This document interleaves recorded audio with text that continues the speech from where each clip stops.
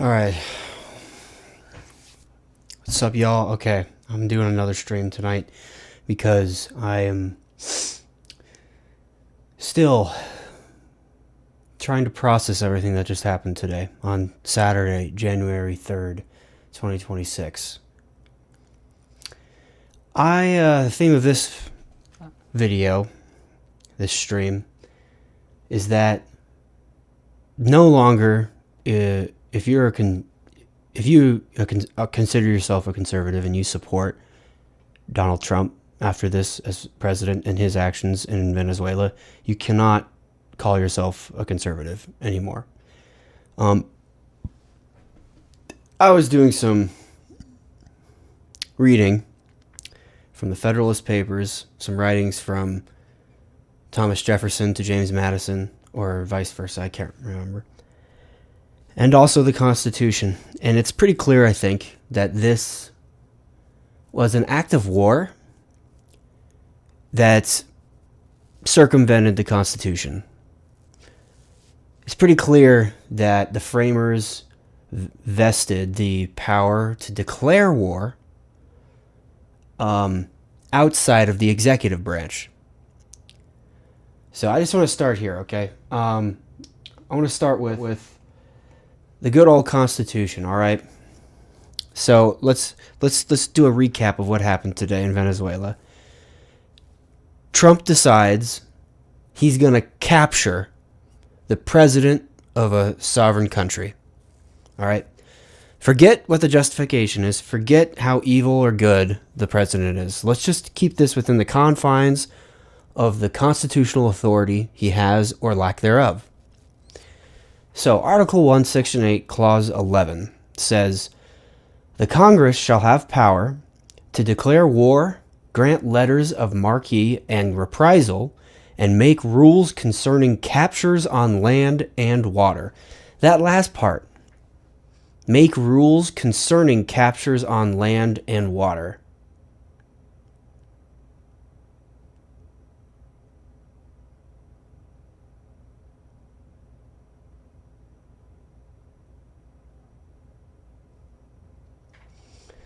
You know what?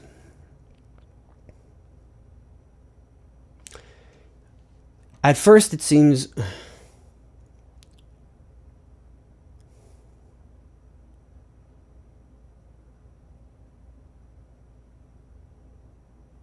You know what? I gotta ask. Hang on a second.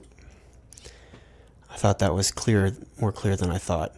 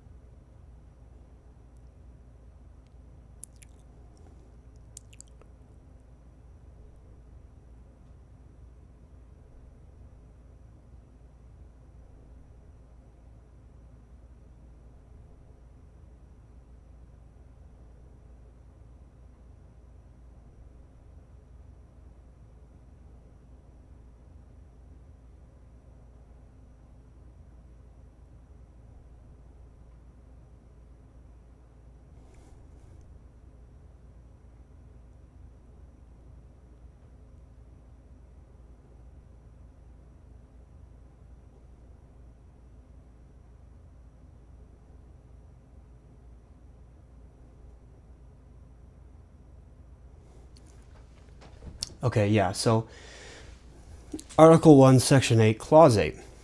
"The Congress shall have power to declare war, grant letters of marque and reprisal, and make rules concerning captures on land and water." On land and water. Congress makes rules concerning captures on land and water. Sounds like Congress authorizes captures on land and water. specifically during a wartime period. So let's just walk through this, okay? The U.S. military, commanded by President Trump, captured the leader of a sovereign country, President Maduro. Congress did not authorize the capture.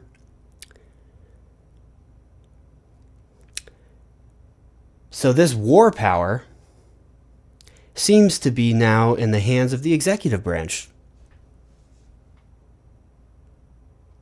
You can't call yourself a conservative anymore if you support this. You can't. You're not conserving the Constitution. You're shredding it. Trump is shredding it. The framers designed the Constitution explicitly to prevent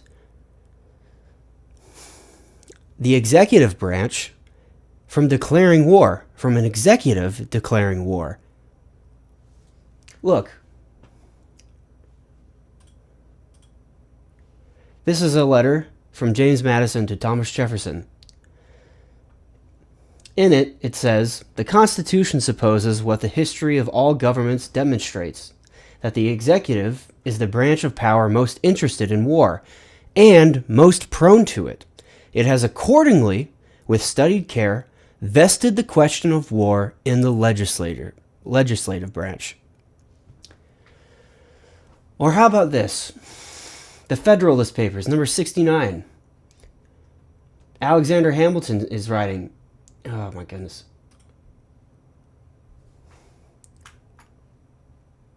One moment. So in Federalist number 69, Alexander Hamilton writes, "The President is to be Commander-in-Chief of the Army and Navy of the United States. In this respect, his authority would be nominally the same with that of the King of Great Britain, but in substance much inferior to it.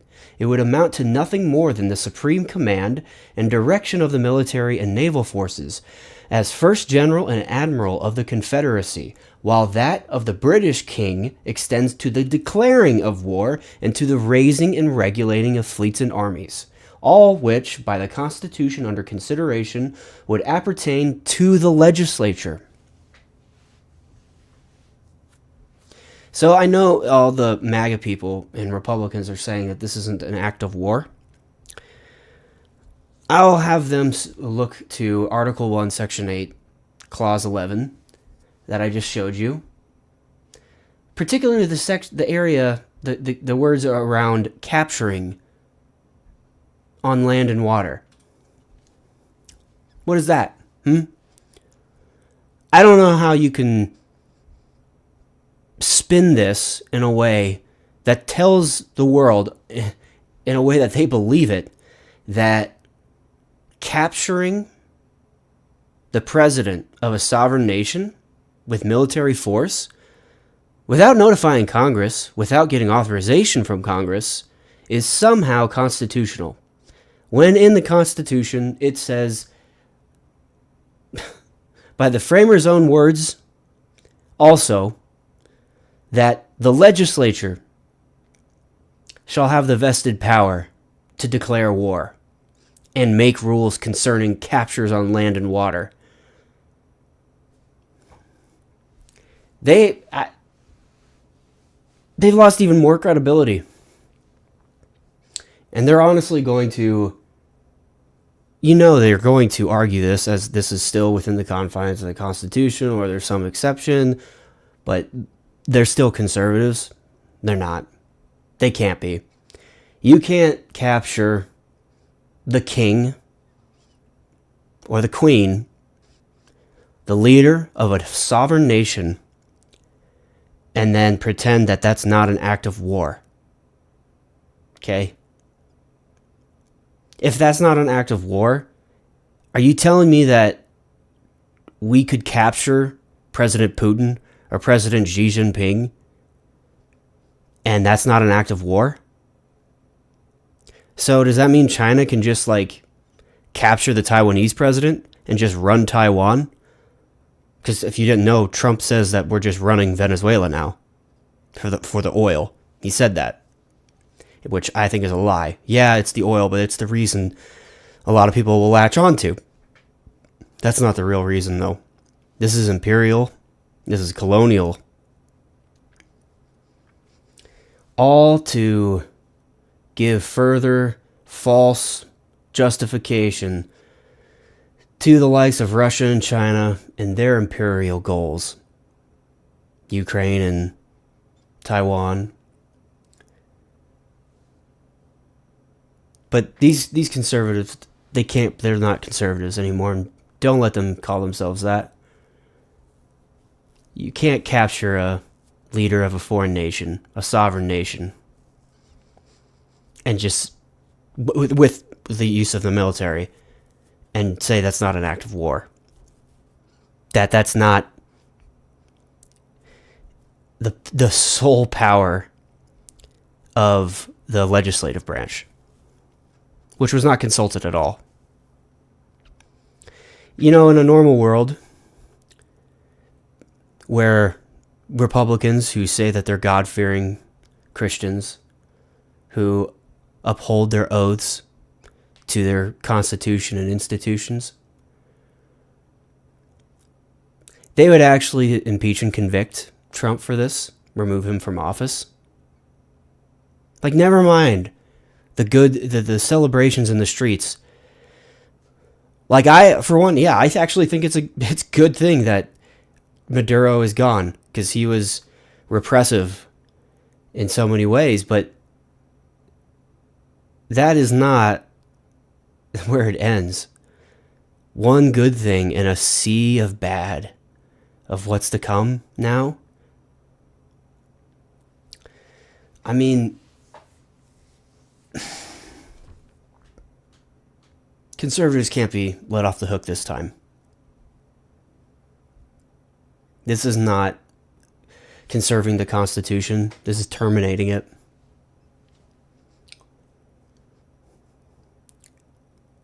He just deposed a ruler of a country. And we're supposed to believe this isn't an act of war? What does that even mean then? What does the Constitution even mean? If you can just use the military to take out a political regime, to change the regime of a country, there's nothing that's more warlike than that. And you don't need to have a PhD in constitutional law. But you know that these conservatives, these Republicans, these MAGA people, they're either going to retire, like Marjorie Taylor Greene, or the droves of others that are, I guess, too weak-kneed to take on Trump. They're just going to bow out and let Trump just shred the Constitution.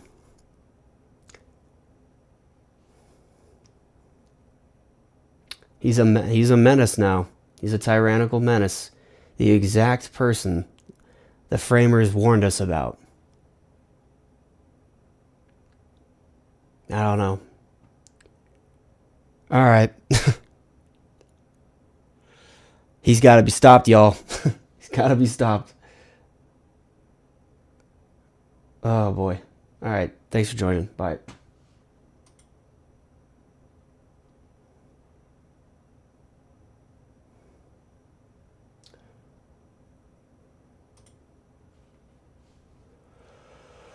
So, on this inauspicious day, I want to go through. Okay, on this day where President Trump acted unilaterally outside of the constitutional powers he's granted, he deposed the ruler of Venezuela. Now, I know what you're thinking. Since it's Venezuela and not Russia or China, since he didn't depose Putin or Xi Jinping, you're probably thinking to yourself, well, actually, that's an exception then, since it's in the Western Hemisphere. That's not an act of war, and that's not violation of the Constitution, a core constitutional power. No, I'm joking. This is crazy. Okay? This is absolute and dangerous. Crazy and dangerous. And yeah, Trump's saying that it's because of oil or whatever. That's the reason why he's deposing the Venezuelan leader. Sure, okay, yeah, that looks like the most believable thing that people would believe, you know. That's why I just deeply distrust that that's actually the actual reason. I think the actual reason is because that serves the interest, what he's just done largely serves the interests of China and Russia. This spheres of influence type of world order is exactly the multipolar order that China and Russia say. China is entitled to reunifying with Taiwan, and Russia is entitled to making Ukraine rejoin Russia, or at least parts of Ukraine, for the immense wealth that's in the eastern regions of Ukraine. But there's so much to unpack here, okay, today. Trump's obviously lying about a lot here. And I think that just comes, I think his supporters, they're fine with the lies because the ends justify the means. But I just want you to hear something that he said, okay, after that. I just want you to know something he said, okay? So after he took out the Venezuelan leader and the Venezuelan leader is now in New York, he was asked about the destiny of Venezuela and who's going to lead. And the opposition leader to Maduro, who's been fighting for human rights and democratic principles, who won the Nobel Peace Prize for her efforts against Maduro in Venezuela, Trump says this about her when asked if maybe she should lead. Trump said Saturday that he hadn't been in touch with Machado and said it would be very tough for her to lead Venezuela. Quote, she doesn't have the support within or the respect within the country. She's a very nice woman, but she doesn't have the respect, end quote, Trump said. She won the Nobel Peace Prize for fighting against Maduro's repressive regime. This is written on the Nobel Prize website. It says, Maria Corina Machado keeps the flame of democracy burning amidst a growing darkness. Maria Corina Machado. Maria Corina Machado has led the struggle for democracy in the face of ever-expanding authoritarianism in Venezuela. Miss Machado studied engineering and finance and had a short career in business. And in 1992, she established the Atenia Foundation, which works to benefit street children in Caracas.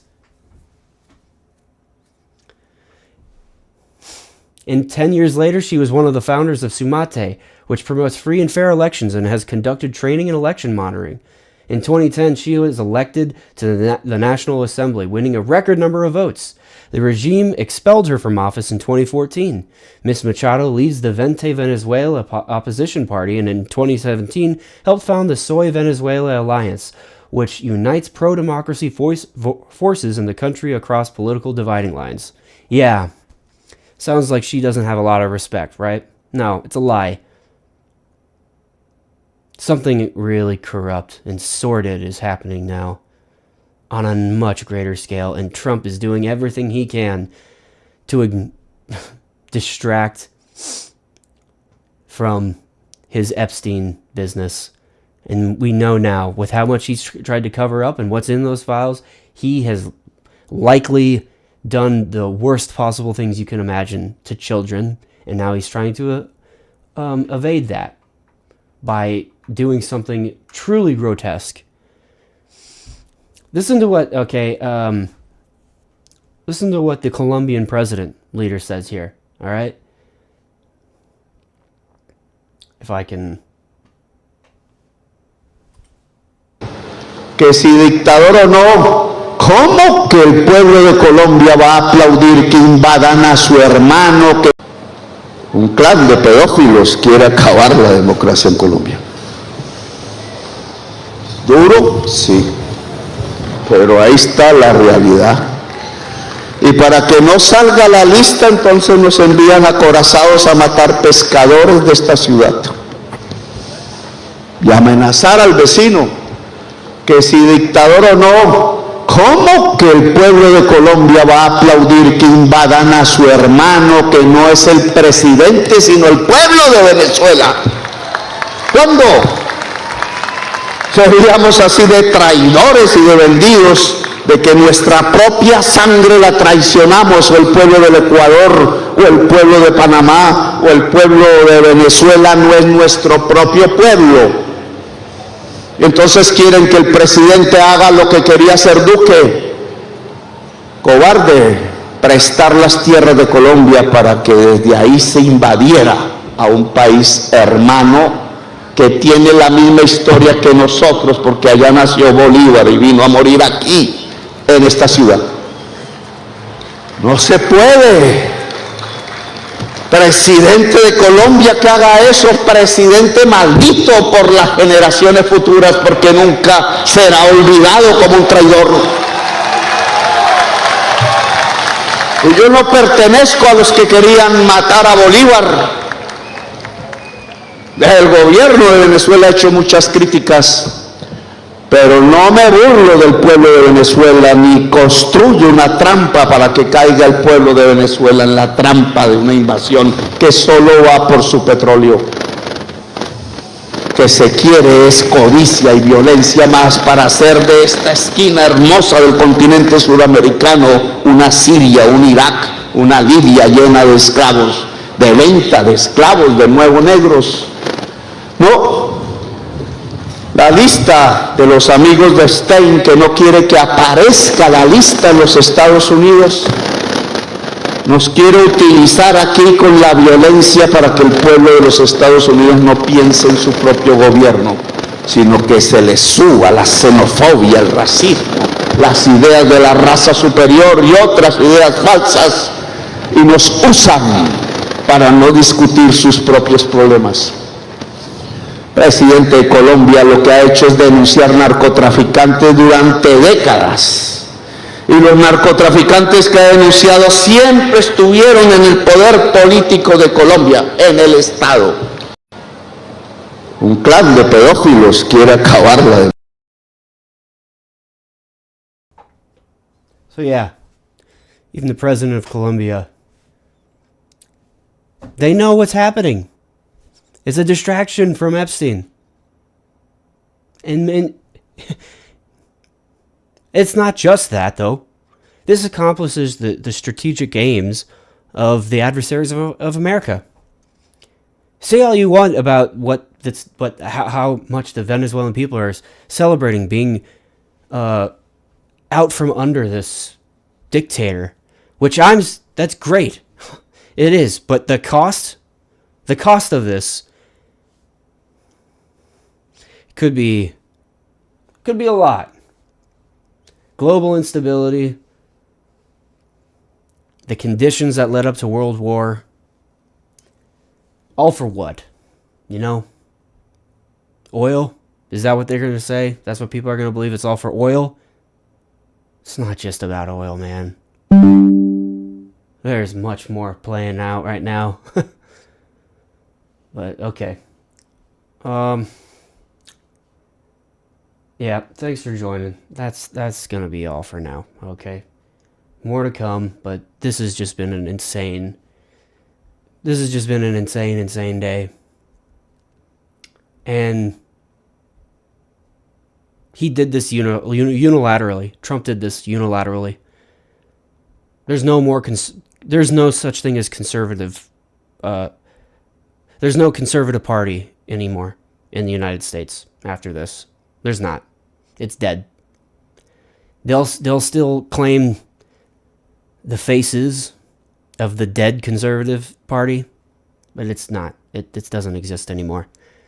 You can't honestly tell people that capturing the leader of a sovereign nation is not an act of war. Because the power to declare war is vested solely in the legislative branch, not the executive branch, of which President Trump currently inhabits.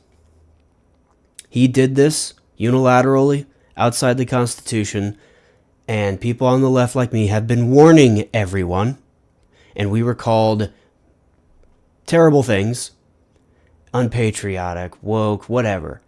But we were saying from the beginning, this guy, Trump, does not uphold oaths, anything sacred.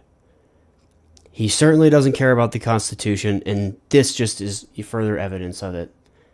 All to hide from his sick behavior of pedophilia. And you know what? The MAGA people that continually believe that, or just don't want to believe the truth anymore, if you consider yourself a Christian, read the Bible a bit more about how God and the truth are one. And think about that. About you refusing to acknowledge the truth. So another cheerful day. Thanks for joining. And be sure to like and subscribe. Smash. Yeah, got it. You got it. Bye.